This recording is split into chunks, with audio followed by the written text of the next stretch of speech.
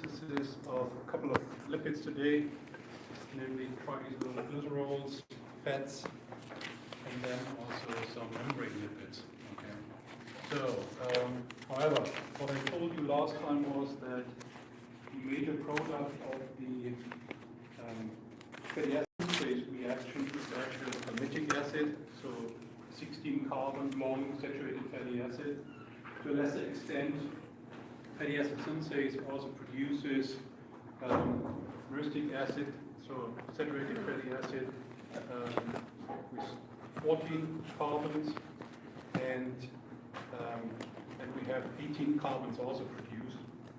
So that doesn't mean that we do not have longer fatty acids and also unsaturated fatty acids in our body, and these require the activity of classes of enzymes that are known as elongases that elongate fatty acids, so produce longer chain fatty acids up to a certain extent at least, and desaturases, which desaturate saturated fatty acids, meaning introduce double bonds. Okay, so the elongation of fatty acids occurs to some extent in mitochondria, okay, where it appears to be basically a reversal of the beta oxidation with one major difference, namely the cofactor and the final reduction NADPH and not FADH2. Okay, but this doesn't seem to be of the greatest importance for elongation of fatty acids. The elongases that are active in this route in the plasmic reticulum seem to be of greater importance, and here the chemistry is such that the reactions are similar to those catalyzed by the cytosolic fatty acid synthase that we discussed last time, but the fatty acids are actually transferred, linked to coenzyme A. Okay. Last time we learned that fatty acid synthase has this acyl carrier protein that actually transports or transfers from one activity to the next, or intermediate. So the desaturases also are located in the endoplasmic reticulum and are, as you can see here, part of a so-called mini electron transport system. And desaturases actually falling in a class of enzymes that are known as mixed function oxidases. Okay, so there are different enzymes that have similar names. There's a little text box, I believe, in the textbook, which I encourage you to read. And it also explains that mixed function oxidases actually are oxidoreductases that carry out a reduction reaction but oxidize at the same time two substrates. So what we're talking about here is the oxidation of a saturated fatty acids to introduce a double bond or more double bonds. Okay, if we have a polyunsaturated fatty acid, but here we're just considering one oxidation reaction that leads to the introduction of one double bond. So this is one oxidation. What is being reduced in this coupled redox reaction? Always remember that we always have an oxidation occurring at the same time as a reduction occurs, is molecular oxygen. That's why these enzymes are also called oxidases, because they utilize molecular oxygen. Molecular oxygen is reduced to water. Okay, so you may remember from our discussion of the mitochondrial electron transport chain that in order to fully reduce molecular oxygen, we need 4 electrons. Okay, and then we also have protons that are taken up to produce 2 water molecules. But actually what we get here from our oxidation of the fatty acid are only 2 electrons. So the other 2 electrons that we need to fully reduce oxygen actually ultimately stem from NADPH, which is our second substrate that is being oxidized, a co-substrate, but it's not transferring electrons directly into oxygen here, but via 2 proteins, one being called B5 reductase and the other being called cytochrome B5. So these are 2 proteins, both of which contain heme groups of the type B. Okay, remember that from our discussion of the electron transport chain. One also utilizes, one utilizes FAD as a cofactor, and cytochrome B utilizes a heme group. Okay, so not both contain heme groups, sorry.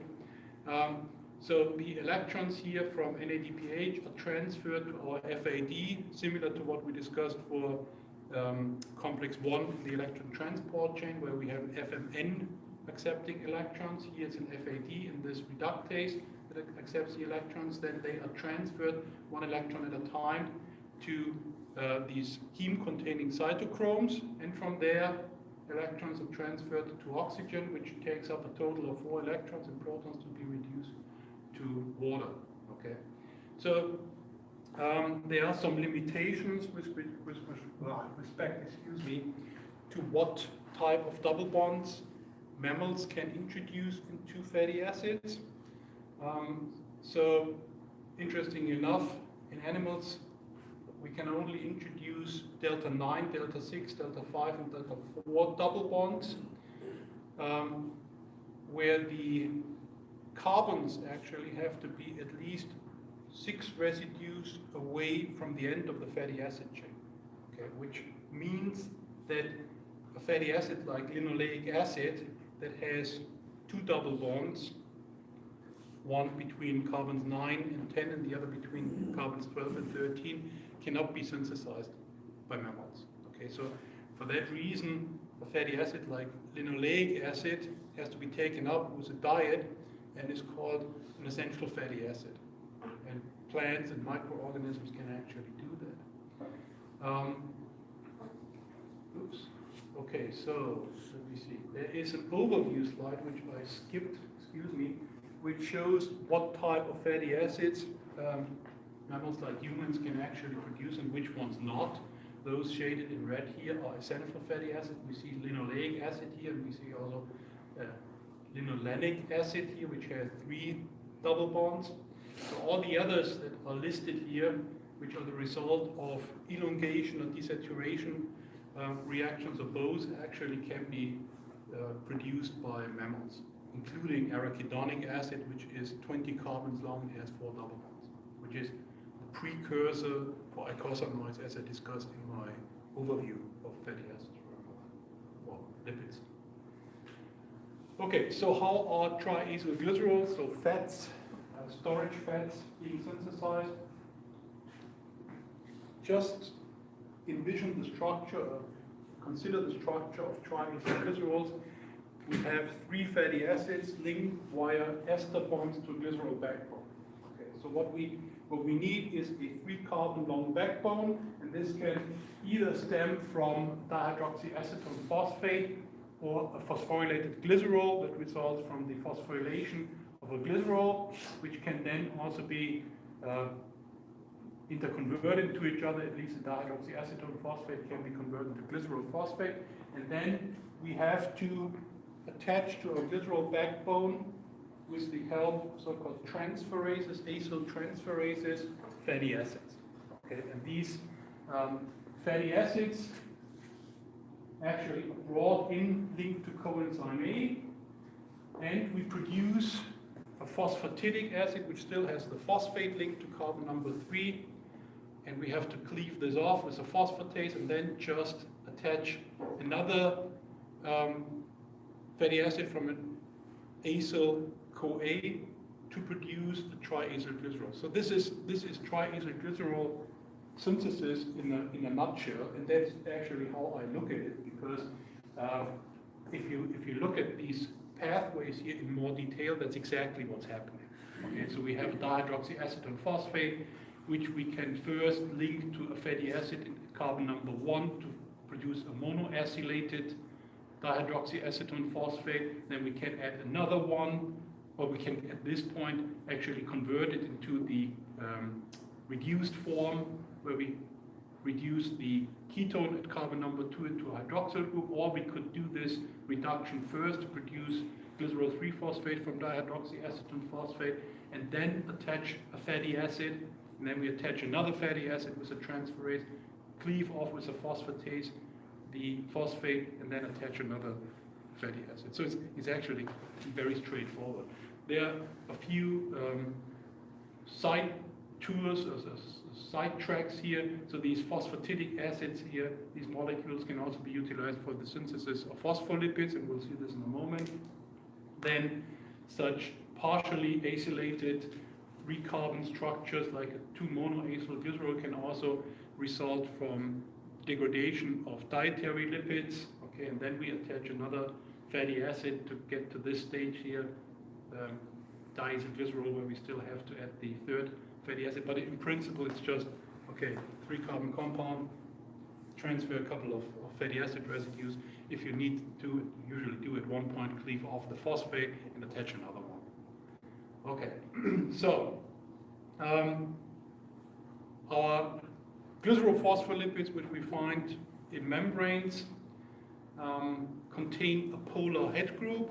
Okay, so we have amphipathic molecules. Fatty acid tails actually provide our hydrophobic moieties, and then we attach via a phosphodiester bond polar head group. Okay, so the only thing that I really want you to understand is that the attachment of this head group requires an activation of either the glycerol backbone here or our head group, and there are two routes that can be taken in principle, namely the strategy 1, where the diacylglycerol, okay, which we saw previously pretty much here in our synthesis of triacylglycerols, also phosphatidic acid, has been activated with CDP.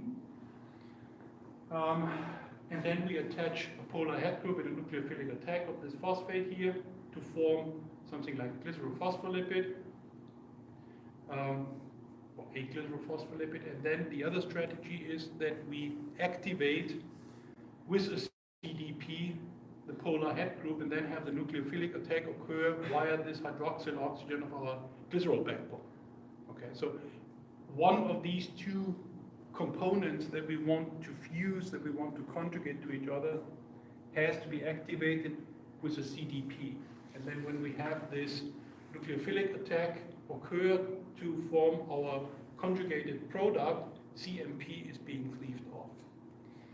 Now what is quite interesting is that eukaryotes use both strategies, and it really depends on the nature of the polar head group, what strategy is being utilized, and you can find more information on that if you're interested in the textbook.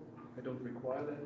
So here are the major polar head groups that we find in glycerophospholipids, and depending on what actually is attached here to our glycerol backbone, we use either one or the other strategy. But prokaryotes, you can't actually see this here, it's cut off, sorry. Prokaryotic organisms actually just use one of these. Let me check in the first one. Okay. Again, if you want to know exactly how a particular glycerophospholipid is synthesized, now consult the textbook. Okay, but I don't want to waste any time on that. It's not that important. Let's talk about sphingolipids. So sphingolipids contain a sphingosine molecule. I've shown this overview slide previously in my review. So sphingosine is an 18-carbon long amino alcohol. You may remember that. But sphingosine, as this molecule shown in red here, is never really synthesized. The molecule that is first synthesized and serves as a precursor for all sphingolipids is actually the molecule that already contains a fatty acid linked to carbon number 2 of our sphingosine structure here via an amide. And this structure, if we just have a hydroxyl group here at carbon number 1, is known as ceramide. And ceramide is, as I said, the starting material for all the other sphingolipids, be it sphingomyelins, which also classify as phosphate-containing membrane lipids, or the classical glycolipids ranging from cerebrocytes to globocytes and gangliocytes. So what we're going to discuss first is how this ceramide is being synthesized. That's actually quite interesting, I think. And then we'll just take a quick look at how, in principle, these other sphingolipids are being synthesized. So here's ceramide, or ceramide, and the starting material for the synthesis of the structure, which contains our sphingosine molecule, are palmitoyl-CoA and serine. So palmitoyl-CoA can be synthesized by fatty acid synthase, and serine is just a proteinogenic amino acid, okay? And if you count the carbons, palmitic acid contains how many carbons? I said this about 3 dozen times, 16, okay? And how many carbons does serine contain? Just count. 3, okay. So if we just had a reaction between our 16 carbon long palmitic acid and serine, we would actually produce a 19 carbon long structure. No, we don't want that. We want to produce a precursor of ceramide or sphingosine, which contains 18. And we see that in the first reaction where palmitoyl-CoA and serine actually react with each other, we kick out a 1 carbon unit in the form of carbon dioxide. So we kick out the carboxyl group of serine, make a good nucleophile here, carb-anion at the alpha carbon, which attacks here our thioester carbon, cleave the bond to CoA, and produce an 18 carbon long structure that has been given different names. Here, C2, it can be called 3-keto-sphinganine or 3-keto-dihydrosphingosine, which indicates that we are dealing with a derivative of sphingosine. Okay, sphingosine again, here's the structure shown in red, which, however, at carbon number 3 does not yet have hydroxyl group, but a ketone, and does not yet have the double bond between carbons 4 and 5 that we have in sphingosine. Okay, so therefore we call it a 3-keto dihydrosphingosine, because dihydro, it's reduced. Okay, so we don't have this double bond. So what happens with this structure first is that it's being reduced, so the ketone here at carbon number 3 is reduced to hydroxyl group, so very close to getting actually a sphingosine molecule. But instead of at this point adding a fatty acid, instead of introducing a double bond here between carbon 4 and 5, what happens first is that a fatty acid residue is linked to carbon number 2 via an imide bond, utilizing another acyl-CoA transferase to produce a dihydroceramide. So, okay, this is a precursor of ceramide, where we still don't have this double bond between carbons 4 and 5, and therefore it's still called dihydroceramide. And now a reductase utilizing FAD as a cofactor oxidizes this single bond between carbons 4 and 5 to double bond, trans double bond, to produce ceramide. Okay, so sphingosine in the form of sphingosine, as shown here in this red box, is never really synthesized because we first attach this fatty acid residue. So if you remember last time our discussion of fatty acid synthesis, we saw that the 3-carbon compound is actually utilized in malonyl-CoA to add 2 carbon units to our growing chain of fatty acids, and we had a decarboxylation reaction occur. Here again we see same type of chemistry. We kick out a carboxyl group, we use a better nucleophile here first, and have this attached then to our partially positive carbon here. And we'll see this again, if I'm not mistaken, pretty soon, this kind of strategy. So how are sphingolipids then synthesized, utilizing ceramide as a starting material? So here it depends on whether we are producing a sphingomyelin, so a phospholipid, okay? And if we transfer something like a choline residue here, we actually transfer it from the corresponding glycerophospholipid, namely in this case phosphatidylcholine, here to this carbon number 1 to produce sphingomyelin. And if we produce a glycolipid, we attach the appropriate sugars in a stepwise manner, utilizing activated sugars nucleotide sugars. Okay, so if we attach, for example, simply a glucose here, we would utilize UDP glucose and attach it with the appropriate enzyme here to this position. Okay, so this concludes our discussion of lipid biosynthesis. And what we're going to do now is move on to the synthesis of amino acids and related compounds. And we'll see that this related compounds actually comprises a relatively large group of structurally diverse molecules, which we can also guess if we take a look at the functions of amino acids again. I think I showed you this slide before when I gave you a review of amino acids and proteins. But as you certainly remember, no, amino acids are not just the building blocks of peptides and proteins, but they are, and proteins and peptides play crucial roles in life. We've also heard that so-called glucogenic amino acids are important as serving as precursors for the synthesis of glucose, glucose having the central importance as energy provider. Therefore, amino acids are also very important in this sense. We will see in more detail how amino acids serve as precursors for the synthesis of nucleotides. Here you already see that aspartate, glycine, and glutamine are important for purine synthesis, and aspartate actually provides most of the atoms in our pyrimidine ring system and pyrimidine-based nucleotides, and with this, of course, also of corresponding nucleotide coenzymes.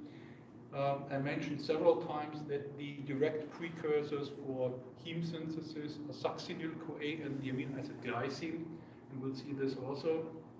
Then three amino acids, glycine, arginine, methionine, are needed to synthesize phosphocreatine. And phosphocreatine is an important energy storage molecule, in particular in neurons and also in muscle cells.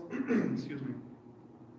Then a couple of amino acids in underivatized form actually serve as neurotransmitters, but they are also derivatives of a number of amino acids that serve this purpose, like serotonin. We'll see what this is. It's actually called a biological amine because it results from the decarboxylation of corresponding amino acid.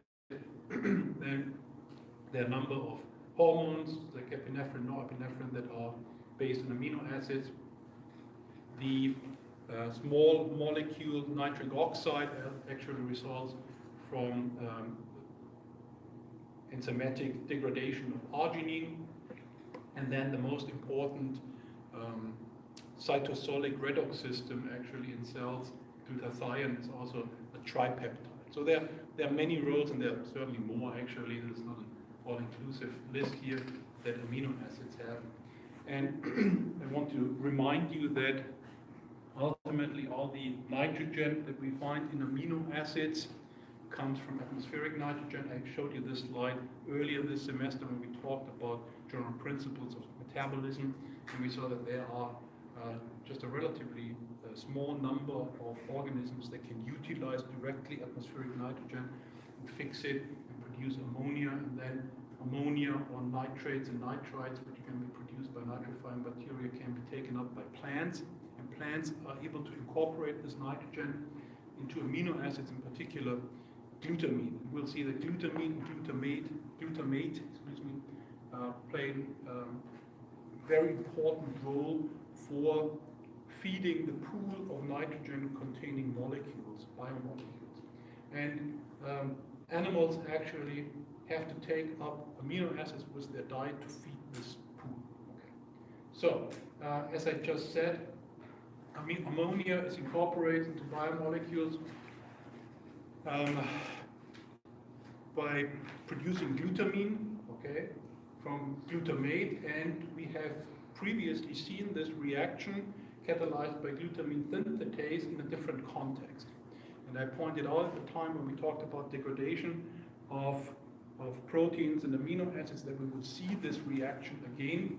At the time we discussed this glutamine synthetase reaction in the context of the removal of excess nitrogen in animals. I told you that ammonia that is produced in tissues can be transported as such throughout our system because it's cytotoxic actually. We talked about at least two ways how we can incorporate this nitrogen into safe molecules. I said alanine is important via this transamination reaction, and then I mentioned in particular this glutamine synthetase reaction where we convert glutamate to glutamine by first activating the side chain carboxyl group of glutamate and then introducing the nitrogen here from ammonia to produce an amino group here in the side chain to produce glutamine. And then glutamine can be safely transported to the liver and we can clean off our nitrogen here and produce ammonia again.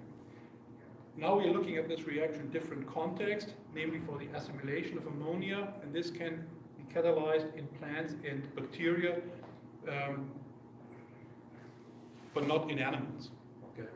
So plants carry out the very same reaction, activate the side chain of glutamate, and can incorporate nitrogen from ammonia to produce glutamine, and then have introduced nitrogen into biomolecules. And here we can also have another reaction occur that is not catalyzed, does not occur in animals, namely transfer this side chain nitrogen here to an alpha ketoglutarate in a reductive, so-called reductive amination catalyzed by glutamate synthase to produce two molecules of glutamate. And that's why glutamine and glutamate play such an important role for the uptake of nitrogen.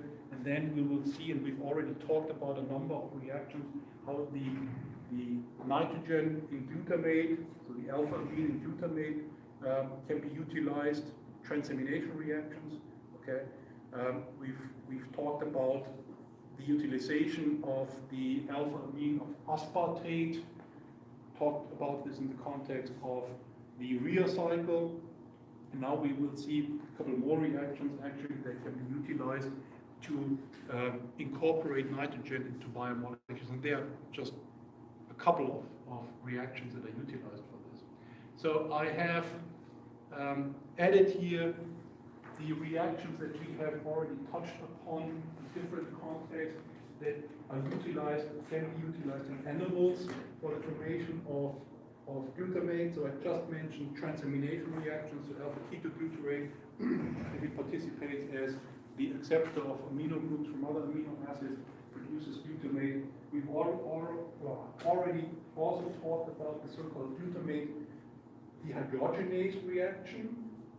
Okay, and we learned that glutamate dehydrogenase can actually cleave off the alpha amino group of glutamate to produce ammonia, but the enzyme can actually also catalyze a reverse reaction, could be utilized to take up ammonia, incorporate into alpha ketoglutarate to produce glutamate.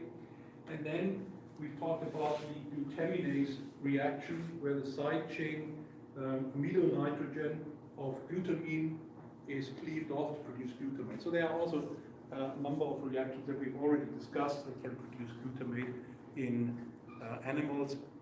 Those that we discussed just a moment ago,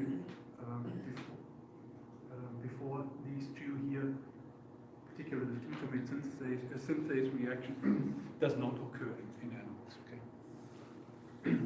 So, as I just said, there are a couple of reactions that can be utilized to incorporate nitrogen into biomolecules. Okay.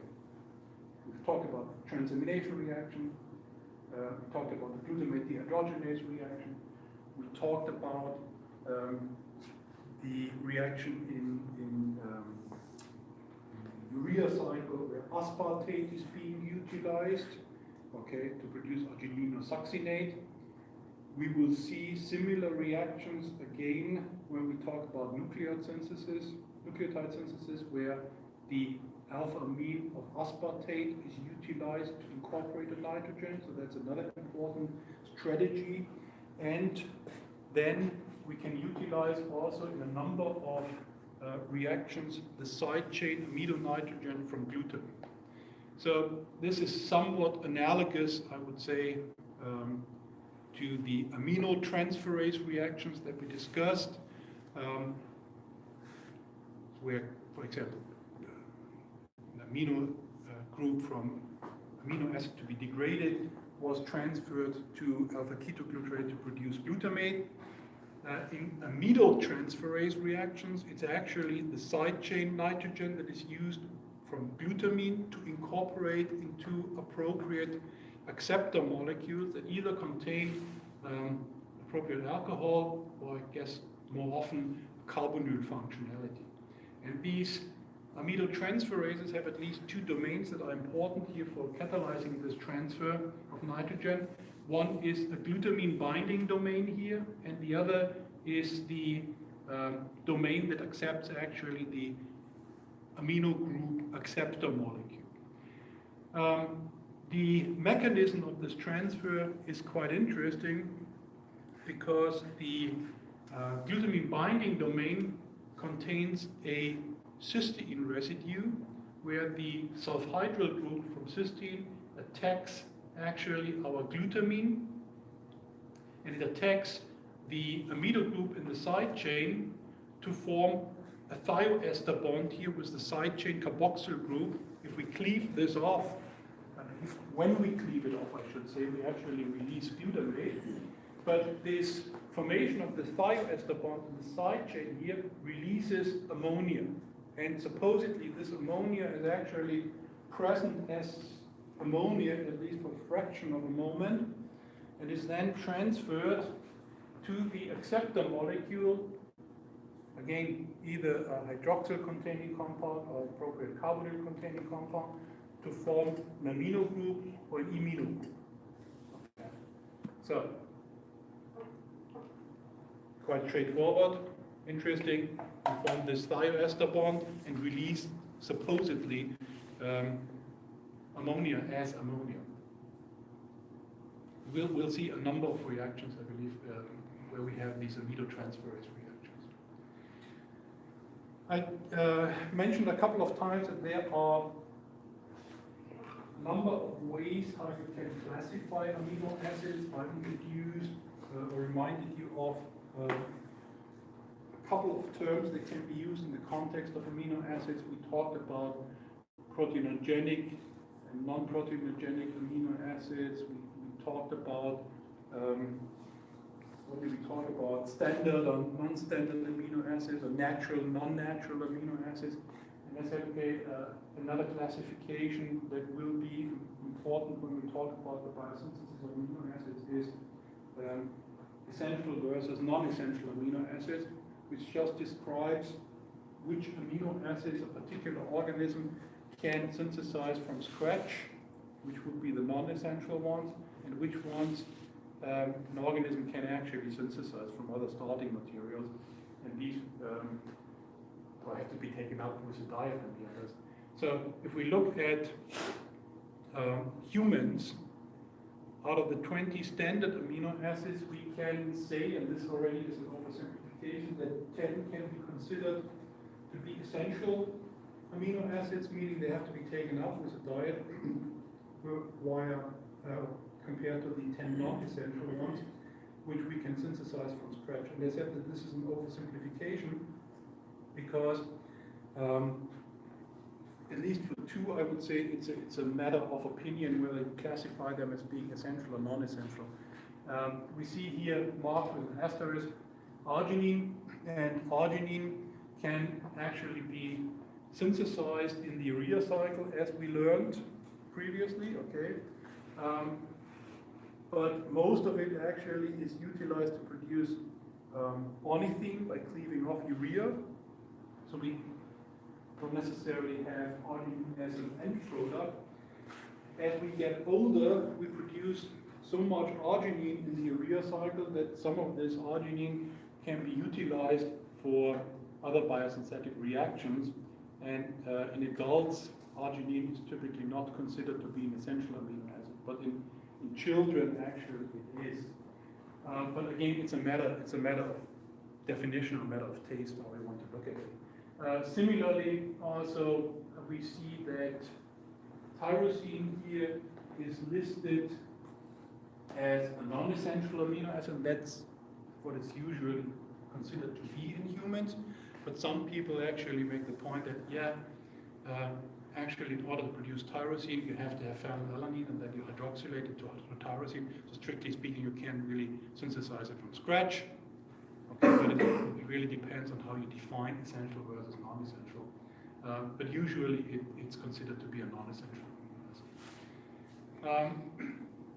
From this overview, we see that the starting materials for the synthesis of amino acids stem from, or can stem from 3 different metabolic pathways, namely, first of all, from glycolysis. So there are at least 3 intermediates, or the product actually pyruvate of glycolysis, that serve as starting materials for the synthesis of amino acids.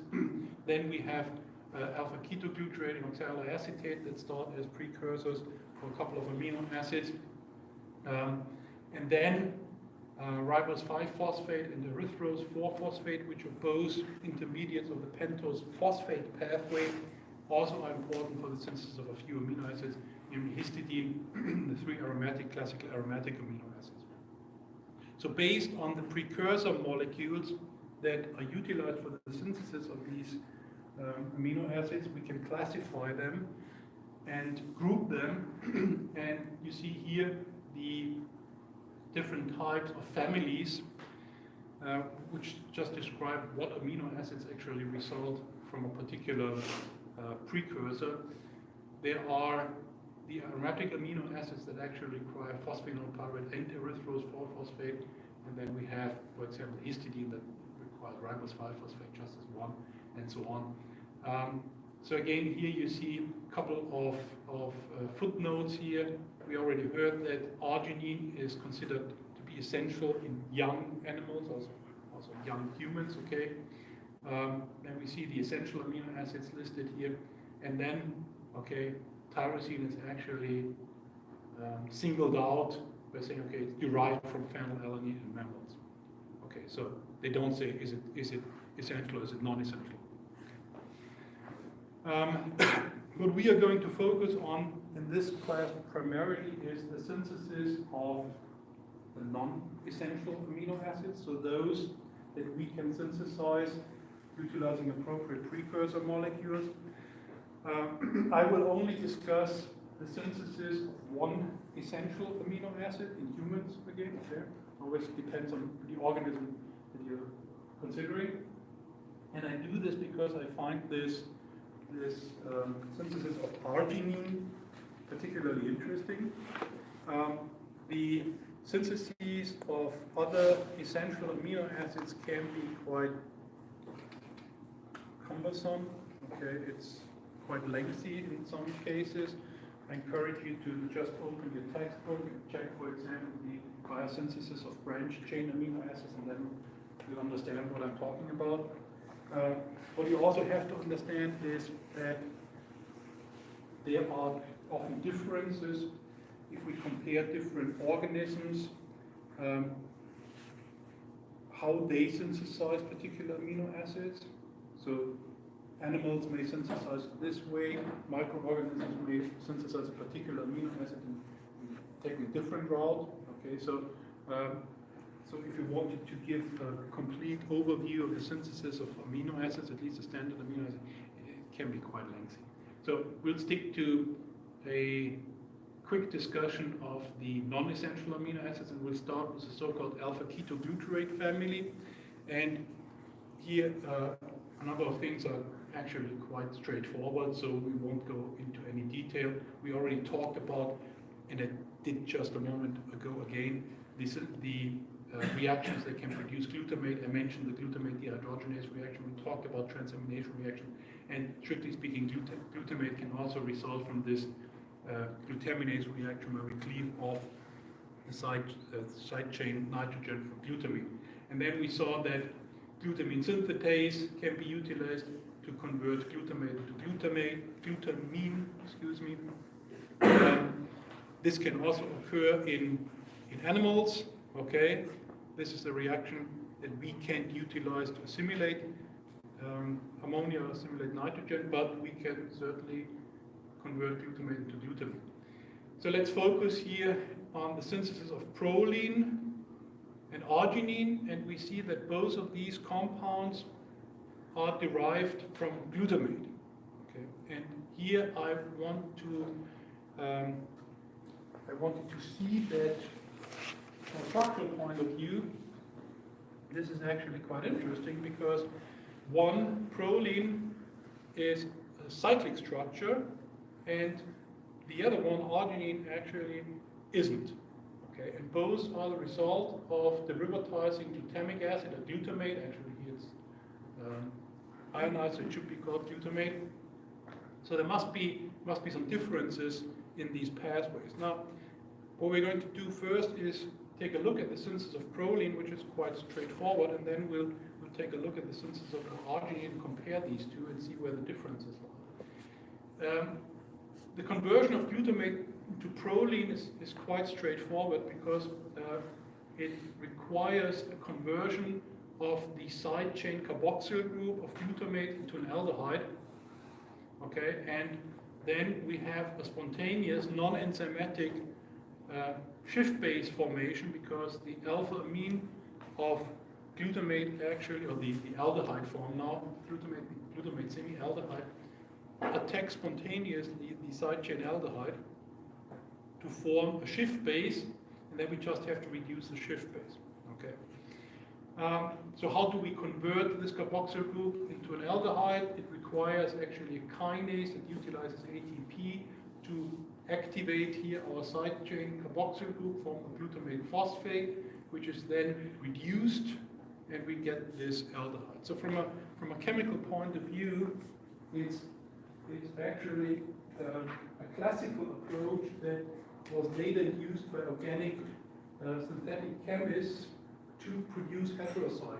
So I may have mentioned this before, the formation of shift bases, the reaction of an aldehyde functionality or carbonyl in a linear structure with an appropriate amine has long been used by organic synthetic chemists to produce heterocycles. And here we see this chemistry actually utilized in nature to produce the cyclic amino acid proline. Okay.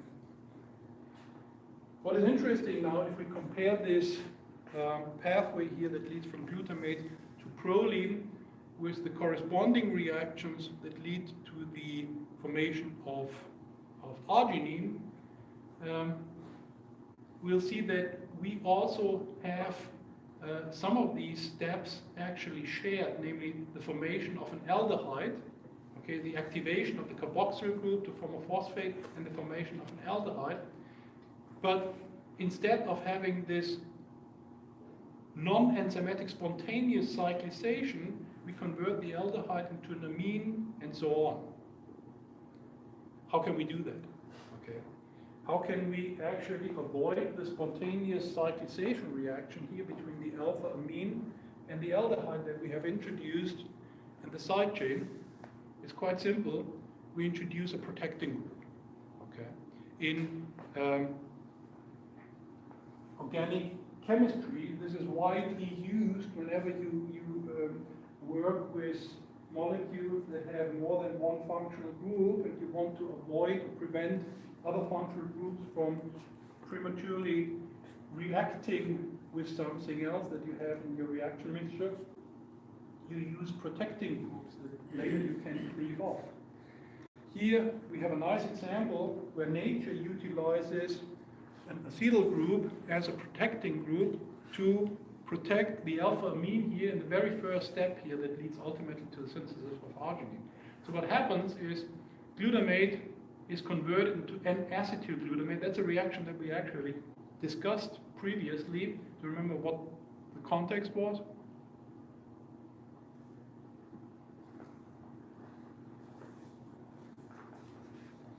There was a question on the exam actually.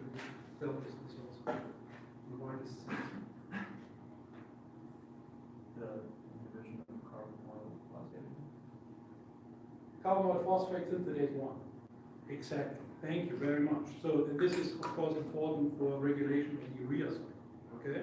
So we humans can actually produce N-acetylglutamate, and we do that, but for different purpose. Because what we cannot do then, because we lack the appropriate enzyme, a kinase, is activate here our side chain carboxyl group of the N-acetylated glutamate.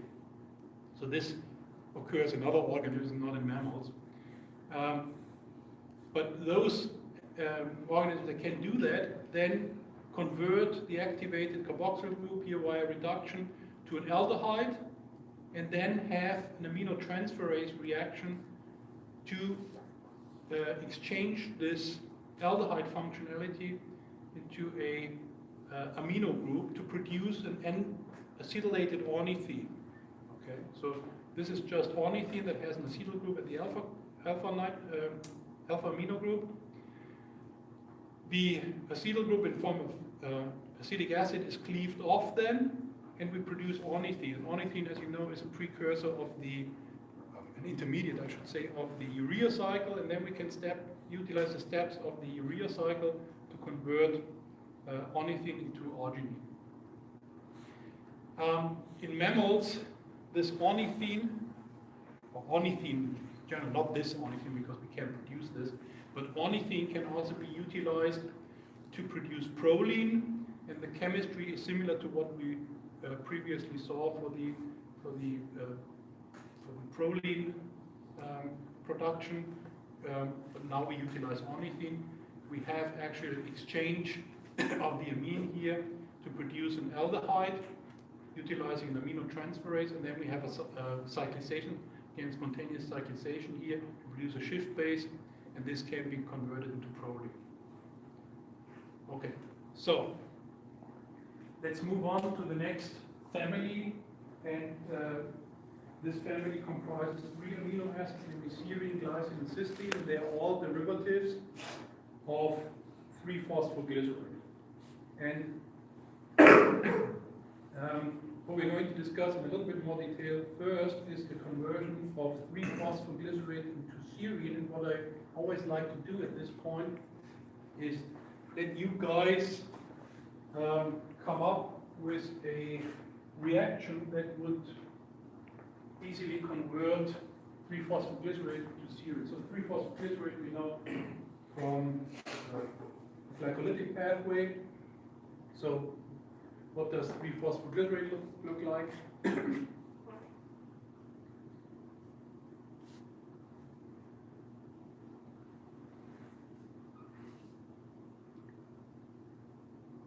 Oh.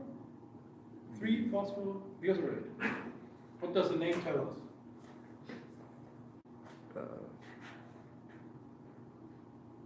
So it's like a glycerol backbone with 3 carbons. It's got a phosphate at the free site.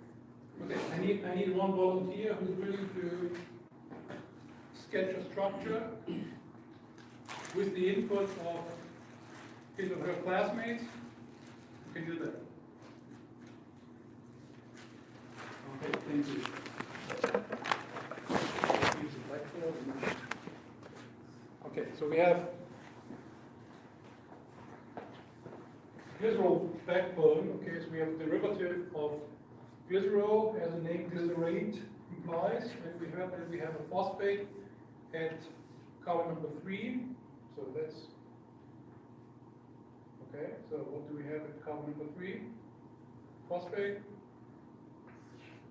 There's OP, circular P, and then phosphate. Okay. So why would we call the molecule glycerate? So if it were a 3-phosphoglycerol, what would you have? Just 2 alcohol. Okay, so you would have just 2 more alcohols, but it's glycerate. Glycerate is the ionized form of glyceric acid, right? So what do we have?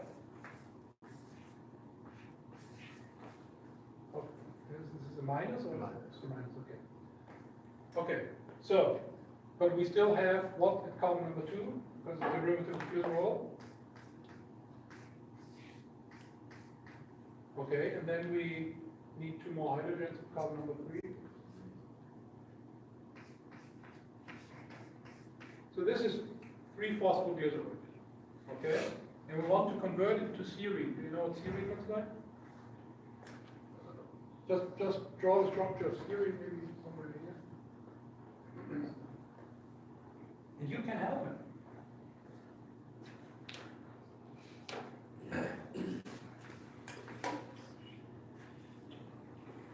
So serine is one of the standard amino acids. So amino acid, when we talk about amino acids, we usually mean alpha amino acids, right?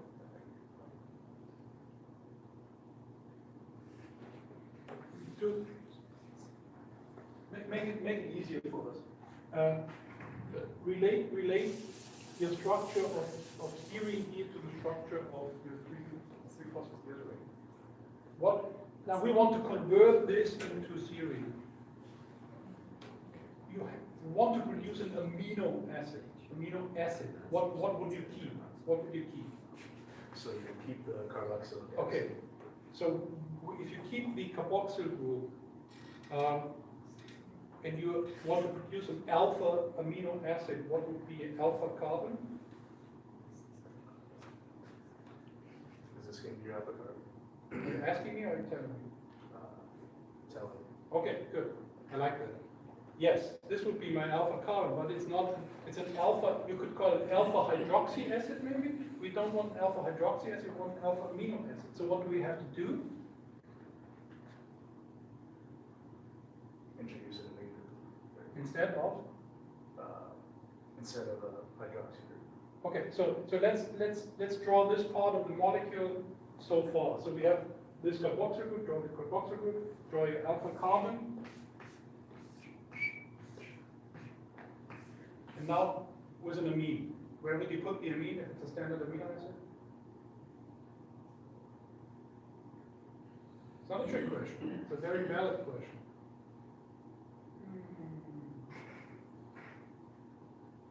Where would you put it? Where would you can put it anywhere if you want, but where would you correctly put it? This what do you call this projection? This structure? Fisher. Fisher. Okay, so if we go according to Fisher, where would you put it? If it's an amino acid that is used by ribosomes for protein biosynthesis, you would put it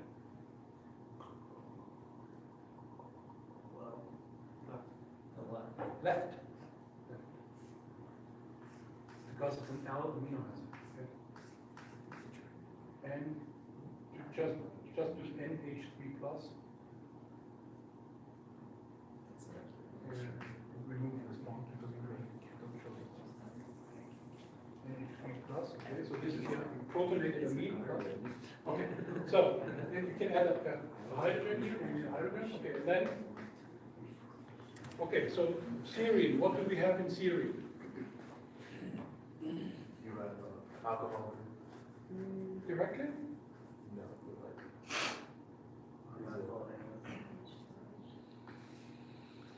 Uh-huh. Look at the left structure. Look at the left structure.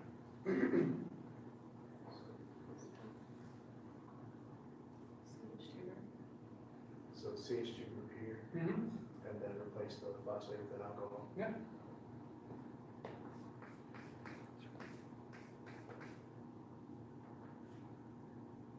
Right.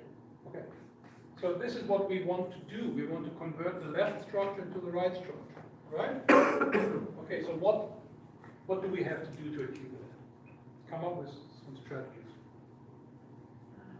Can't we oxidize the OH group on the alpha carbon and then do a transambulation? Why not? Let's do that. Okay, did you hear that? So to oxidize this group, No, no, the alcohol. oxidize.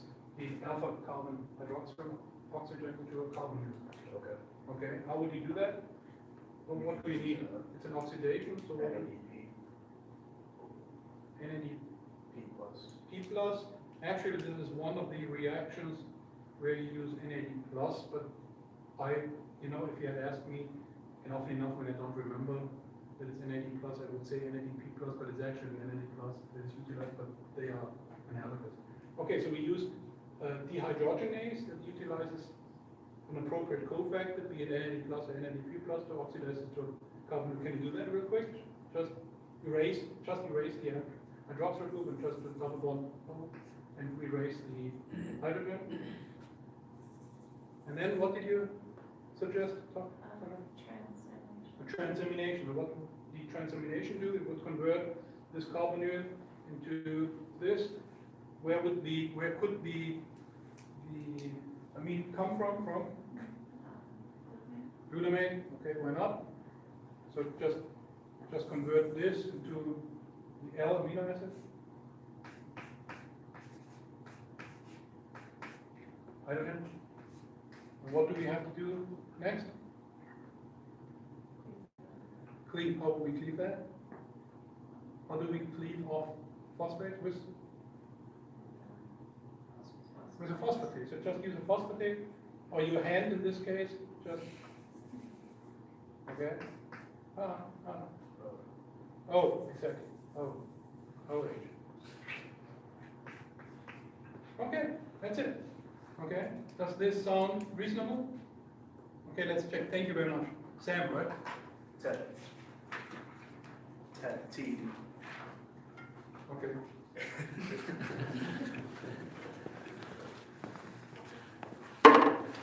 Okay.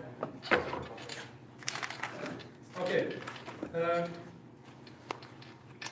So what we are considering is not the whole pathway here, because it also shows how serine can be converted to glycine, which we're going to focus on next. But it shows us that we were right at the bottom, actually, because we saw that we can easily convert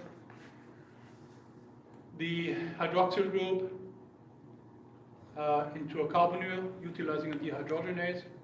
Okay, phosphoglycerate, because this phosphoglycerate dehydrogenate, utilize NAD+, interestingly enough, okay. Produce NADH.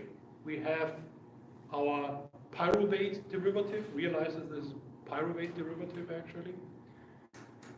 Then we use an aminotransferase utilizing glutamate as the nitrogen donor to convert this into a phosphorylated serine. We just have to cleave off utilizing a phosphatase, the phosphate to produce serine. So straightforward. And I want you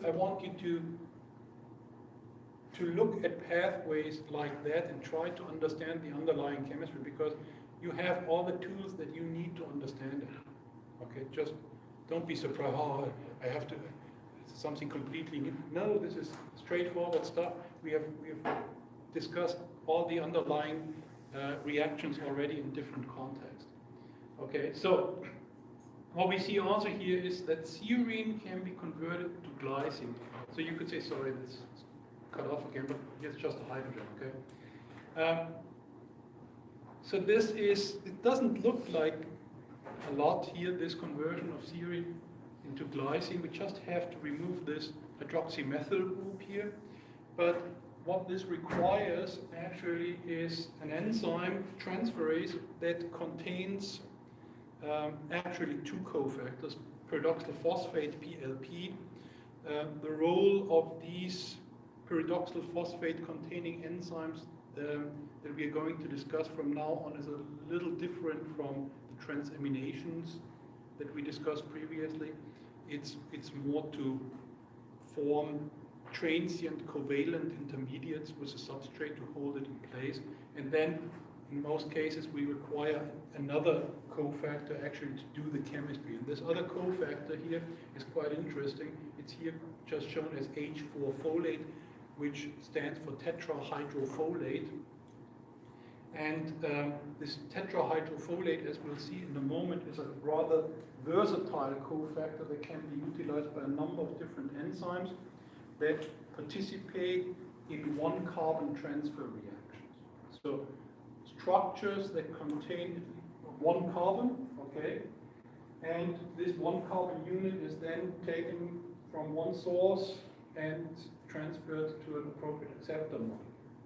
So we have already talked about a cofactor that is capable of transferring of one carbon unit in one particular form. I think we talked about this, didn't we? Talked with one student about this briefly during office hours. Which one was it? Which cofactor did we discuss that was able to transfer a one carbon unit in a particular form actually?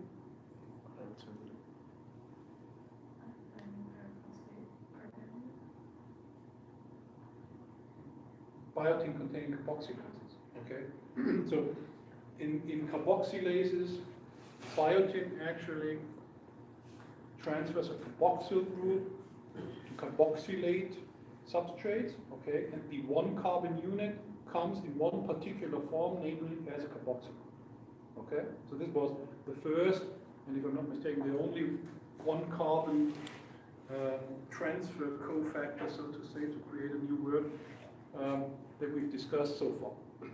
Now, we'll, probably not today, but today and next time we'll actually get to know two more. The first one we are going to learn about is this tetrahydrofolate. And what is interesting about this tetrahydrofolate is that it can transfer one carbon unit in quite a variety of shapes and forms. Okay. Before we look at the different types of one carbon units that tetrahydrofolate can transfer, let's take first a look at the structure of tetrahydrofolate. The tetrahydrofolate is actually a derivative of vitamin B9, which is folic acid or folate in the ionized form. And tetrahydrofolate is the active form of the cofactor that results from a two-step reduction of folate. We're going to take a look at this in a moment. But tetrahydrofolate actually has a structure that is based on a pteridine ring system. So we have two fused six-membered heterocycles here, which are derivatized. So pterin would just be these two fused rings here. And then we have an amino group, an oxo group, and a methyl group here to make this a 2-amino 4-oxo-6-methyl pteridine. And this pteridine is linked to a para-aminobenzoic acid. So if we had a carboxyl group here, would cleave this bond, it would just be benzoic acid. Excuse me. But now, in para position to this carboxyl group, we have an amino group, and therefore it's para-aminobenzoic acid. And this para-aminobenzoic acid is covalently linked via amide bonds to between 1 or 6 or so glutamate residues. And this is the active form where we already have reduced here these bonds between this position 8 nitrogen and carbon number 7 and nitrogen 5 and carbon number 6 in this ring system. In folate, we have double bonds here, okay? And in order to convert folate into our active form of the cofactor, we need an enzyme which is actually of quite some importance, okay, for a variety of reasons, namely dihydrofolate reductase. And dihydrofolate reductase first utilizes NADPH to reduce this double bond here between position 7 and 8 in our ring system, and then fully reduces this intermediate 7,8 dihydrofolate to tetrahydrofolate by also reducing this double bond between positions 5 and 6. Okay? So dihydrofolate reductase is important, of course, because this tetrahydrofolate is of great importance for a variety of reactions. But from a drug development point of view, this is a very important enzyme because it's one of the major targets actually for chemotherapeutics. Okay, and the reason for that is, and we'll learn about this as we go along, the reason for that is that tetrahydrofolate, so this active form of our cofactor here, is required for the synthesis of nucleotides, and with this of nucleic acids. And classical chemotherapeutics actually try to mess up with DNA synthesis of rapidly dividing cells like cancer cells. For that reason, dihydrofolate reductase was one of the first targets, or the first target actually for cancer treatment. Okay, and there are a class of compounds that are structural analogs of folic acid and tetrahydrofolate, and that's known as antifolates, and classical chemotherapeutics like methotrexate or aminoterol. Okay. And what they do is they inactivate dihydrofolate reductase and then mess with the synthesis of nucleic acids in all cells, okay? But this affects hopefully primarily rapidly dividing cells, which may actually fight cancer. Okay.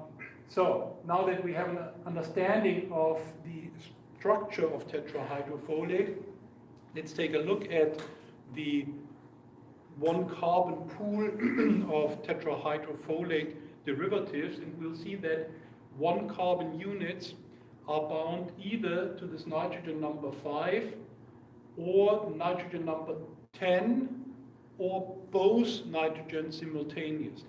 And then we'll also see in the next slide, which is rather busy, that these different forms of one carbon containing tetrahydrofolate derivatives can be interconverted into each other. Okay, don't get shocked by this. This shows the different types of tetrahydrofolate derivatives that we can produce, and we see that this pool of tetrahydrofolate derivatives can be fed by a variety of reactions. Okay, so because tetrahydrofolate first has to be loaded with a one carbon unit in order to interconvert these into each other. The major entry point here to load tetrahydrofolate with a one carbon unit is actually the reaction we just discussed, namely the conversion of serine to glycine, okay, catalyzed by this serine hydroxymethyltransferase, which takes our side chain carbon here and binds it to tetrahydrofolate to produce actually this N5 and 10 methylene tetrahydrofolate, where the one carbon is linked to both nitrogen 5 and nitrogen number 10. Okay. This molecule can also be produced by another reaction that is pretty much the reverse reaction catalyzed by glycine synthase. We can also refer to this as glycine cleavage system, which utilizes glycine, cleaves it into carbon dioxide, the ammonium ion, and a one carbon unit, which can also be bound to tetrahydrofolate in this particular way. Okay, so this is a major entry point of one carbon units into this pool of derivatives of tetrahydrofolate. There are other reactions that can feed this pool. Here, for example, we see that formate, which can be produced from the degradation of tryptophan, can be utilized to link a one carbon unit to nitrogen number 10. Interesting enough, this one carbon unit comes in the form of a formyl group. Okay. Another reaction that can feed this pool is in the degradation of histidine, where we produce then a form Amino, okay, tetrahydrofolate here, where the carbon is linked to nitrogen number 5, and then we see that there are different reactions that can interconvert these molecules. And I'm not going to go into any detail. What I would like to point out is that from this level up here, where we have a methyl group linked to nitrogen number 5, down to this one, where we have the carbon linked to both nitrogen 5 and 10 in this methylene tetrahydrofolate, it's an oxidation reaction. Okay, so we need an appropriate oxidoreductase that can catalyze this. And then from this level here to these molecules, we require another oxidation reactions. And for that reason, we can distinguish different oxidation states of these derivatives of tetrahydrofolate. And if we look at the oxidation state, we'll see actually that this uppermost level here with the methyl just has the oxidation state of a methyl. And if we oxidize this, we have the oxidation state of an alcohol. And all these here have the oxidation state of an aldehyde. So often enough, you hear about these different oxidation states of the tetrahydrofolate derivatives. So that's what is meant there. Okay, so I just listed a couple of important reactions that utilize tetrahydrofolate, and we'll see the importance here for nucleotide synthesis. So thymidylate synthesis, actually they convert DUMP to DTMP. If you don't remember the structures of uracil or thymine, they only differ by one methyl group, position 5 of our ring system, or pyrimidine ring system, and this methyl group is actually introduced utilizing such a N5 and 10 methylene tetrahydrofolate. So if you, for example, inhibit dihydrofolate reductase, can produce the active form of cofactor tetrahydrofolate, thymidylate synthesis is already impaired. Okay. Also, purine synthesis, as we will see probably next week, is impaired because N10-formyl tetrahydrofolate actually is important in the synthesis of our purine structure, as we will see. And then I've listed two more reactions that are important. We will talk about the formulation of methionine to formyl methionine in prokaryotic protein synthesis at the very end of the semester.